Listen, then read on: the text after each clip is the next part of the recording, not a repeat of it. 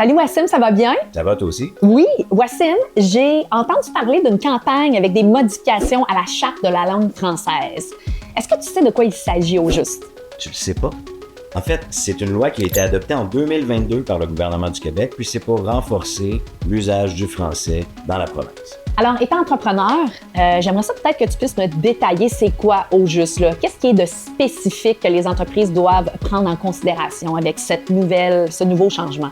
En fait, il y a de l'externe puis il y a de l'interne dans cette loi-là. C'est sûr qu'à l'externe, tout ce qui est étiquetage, tout ce qui est information sur les produits doivent d'abord être en français. Et à l'interne, on parle des contrats de travail, on parle des communications entre les employés. Là aussi, idéalement, c'est en priorité en français.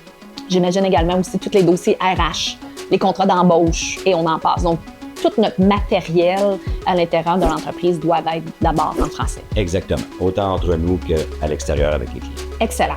Situation intéressante ici dans la région de l'Outaouais. Beaucoup d'entreprises font affaire avec l'Ontario, donc Québec, Ontario, Gatineau, Ottawa. Quelles sont les méthodes à ce niveau-là?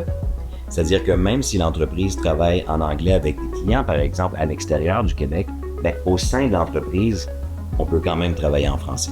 Y compris la direction. Absolument. Super intéressant tout ça. Quand est-ce que ça rentre en vigueur? En fait, il y a des modifications qui sont déjà en vigueur, mais ce qui est important de savoir, c'est que les entreprises de 25 employés et plus, 25 personnes et plus, doivent aller s'inscrire à l'OQLF, l'Office québécois de la langue française, et puis les autres modifications entre le 1er juin. Et donc, voilà l'importance de cette capsule aujourd'hui. En tant qu'entrepreneur dans notre belle région, la Chambre de commerce peut vous aider avec ce processus. Mais ce qui est important à retenir, c'est que si vous avez 25 employés plus, vous devez aller vous inscrire. La date limite est le 1er juin. Donc, les affaires, ça se fait en français ici dans notre belle région. Alors, merci beaucoup. Merci. En français, c'est toujours une bonne affaire.